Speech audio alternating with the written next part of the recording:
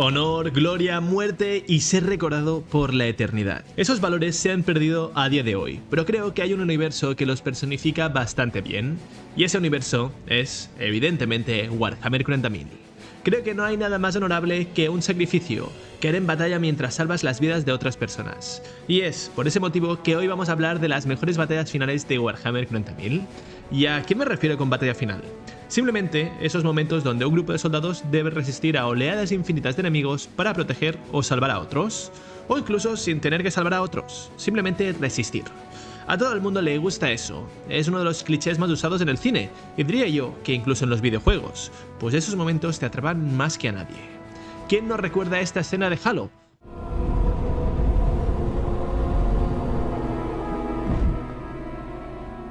O esta de Call of Duty.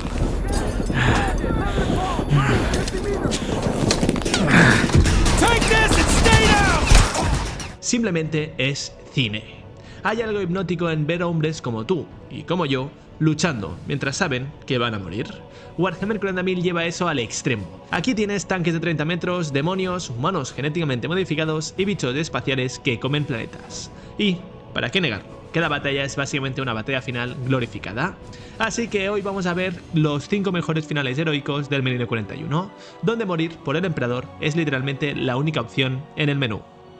Para empezar, y en el top 5, creo que pondré uno que no mucha gente es consciente de él.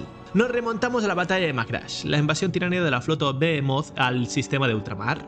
La primera compañía de los ultramarines toma una de las responsabilidades más grandes de toda la defensa, defender los túneles de la ciudad. Ese honor es más bien un infierno, pues nadie querría entrar en combate cercano contra tiránidos en un túnel. Pero la primera compañía es la primera por alguna razón, así que los exterminadores se adentraron a la oscuridad. Poco se sabe de lo que pasó allí abajo. Alrededor de unos 70 exterminadores estuvieron luchando durante toda la invasión, y cuando en la superficie tuvieron un respiro, los comandantes enviaron a la tercera compañía de los ultramarines a los túneles para socorrer a la primera compañía. Lo que se encontraron fueron metros de alto de cadáveres de tiránidos y a su lado, en el mismo sitio donde habían jurado guardar posición, a los exterminadores de la primera compañía. Todos muertos. No quedó tampoco ni un tiránido, pero tampoco ningún efectivo de la primera compañía. Esta batalla final tiene un significado mucho más profundo. La élite de uno de los capítulos más icónicos cogió la misión más importante de la defensa, y aunque el precio a pagar fue altísimo, lograron defender los túneles, evitando así la derrota y la pérdida del planeta capital de ultramar. Pasando al top 4, creo que vale la pena mencionar a un capítulo que todos los verdaderos fans de los marines espaciales conocemos. Son los Caballeros Astrales, unos descendientes de los puños imperiales que se sacrificaron para salvar al Imperio. En el año 926 del Milenio 41, el Imperio se enfrentó a una amenaza tan colosal que parecía imposible de destruir: el Motor de Mundos, un planeta tumba Necron móvil capaz de borrar sistemas enteros del mapa galáctico. Es una especie de estrella de la muerte, para que te hagas una idea. 15 capítulos de marines espaciales, junto a la Armada Imperial, atacaron sin descanso, 12 ofensivas, 12 fracasos. Ningún arma, ningún torpedo, ningún rayo de teletransporte pudo atravesar sus escudos. El arma Necron devoraba naves enteras, reduciendo a polvo millones de almas. Hasta que el maestro del capítulo de los Caballeros Astrales, Arthur Amrad, tomó una decisión que cambiaría la historia. Ordenó embestir el artefacto con su propia barcaza de batalla, la Tempestus. El impacto fue tan brutal que los escudos necrones colapsaron y los caballeros astrales se lanzaron al asalto. Más de 700 astartes descendieron sobre la superficie del planeta. Durante más de 100 horas solares lucharon sin descanso, destruyendo generadores, forjas y nodos de control, mientras eran superados por decenas de miles de guerreros necrones. Uno a uno, los caballeros cayeron hasta que solo quedaron 6, el maestro Amrad y 5 hermanos. Con sus últimas fuerzas colocaron cargas de fusión en el corazón del complejo Necron.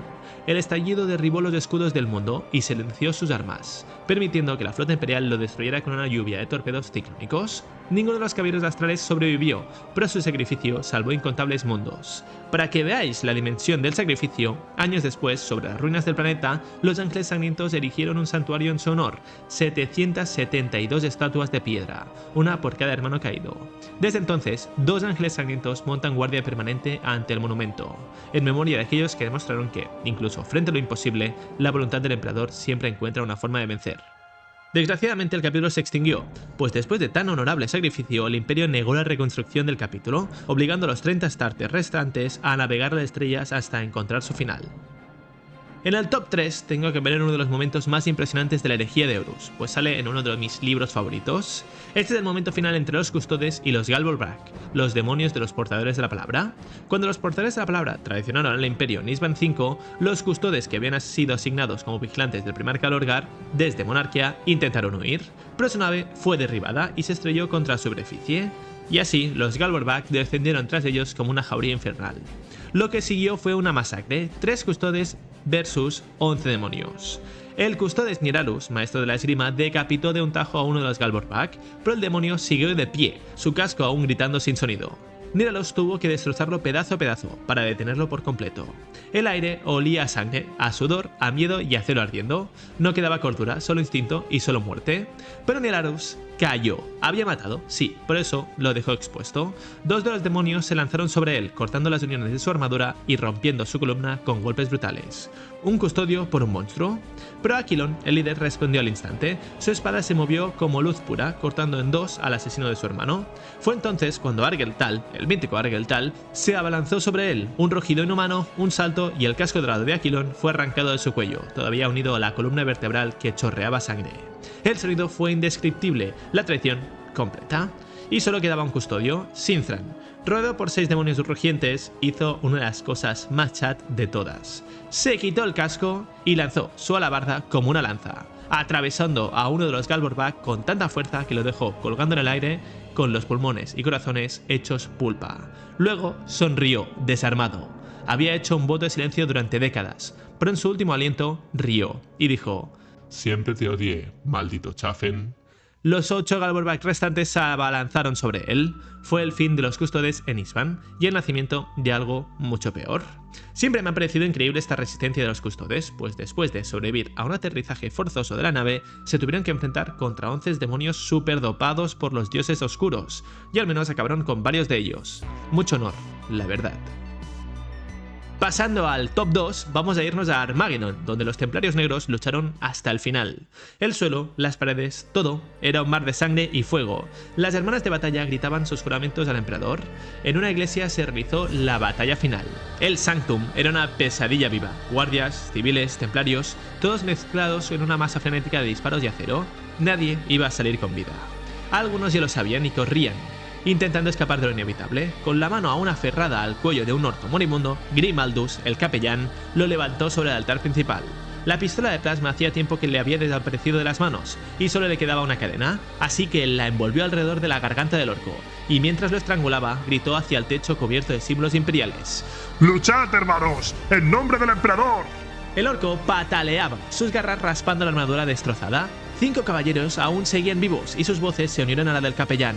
¡Sin piedad! ¡Sin remordimiento! ¡Sin miedo! Priamus, un compañero del capellán, gritó algo. Su voz sonaba distinta. Cuando Grimaldus lo vio, comprendió por qué. Le faltaba un brazo y su pierna estaba atravesada por 3 impactos. Nunca le había oído gritar de dolor.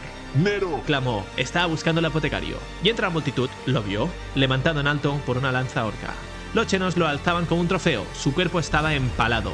Pero Nero no se rindió. Se aferró a la lanza con sus manos, arrastrándose hacia abajo, clavándose aún más para llegar hasta ellos. Sin arma, sin esperanza, desenvainó su cuchillo y con un último aliento lo lanzó, hundiéndolo en la garganta del orco que lo sostenía. El monstruo murió asfixiado en su propia sangre y Nero cayó entre la horda. Nunca se volvió a ver. Priamus siguió luchando hasta que una llamarada química lo envolvió por completo. Su cuerpo ardía, pero no gritó.